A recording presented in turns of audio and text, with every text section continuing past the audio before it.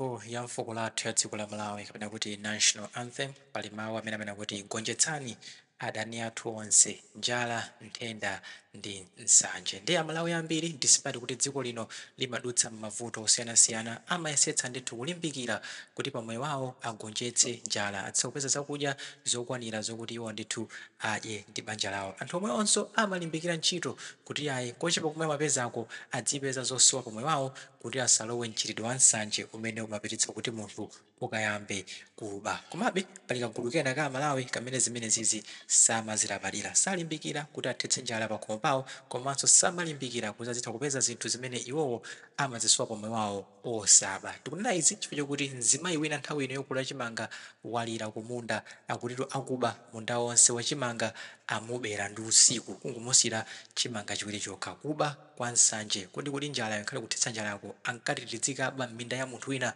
amene wagwira ntchito yolemetsa kugula fertilizer, kulipira ganyo, kugula mbewu. Mumadziwa kulima chimanga it's not easy, nde wina wake akangokubera. Kodi Amalawi tizikhala chonchi? Mutiuza maganizo anu in the comment section below pompano pa Nyasa Voice Box.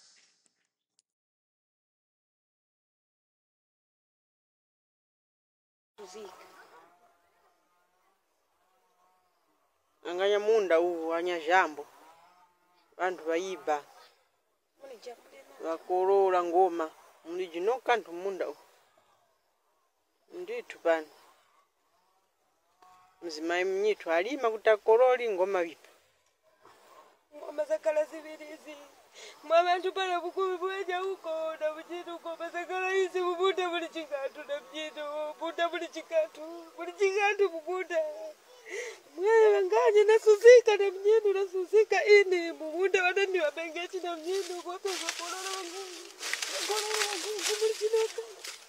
muli chinoka tumwe nerusikika na mnyenu mwe mama ine nerusikika ini wanakumbiroli wemi ngati wanirawisikako mama wanakumbiroli wemi mama munda wose muli chikatu na mnyenu ukunoona hapa natinza kololi ngoma zakala zibiri zibakolola usiku wose bantu bakolola usiku mwena zondeka ini mwe kwani mapishado wa MP mama ninawisikani ini natondeka na mnyenu natondeka abantu bakumbiroli wemi ninawisikani munda wose pali chikantu wisa sonu nte munda wose pali chikantu bantu bakolola usiku wose na mnyenu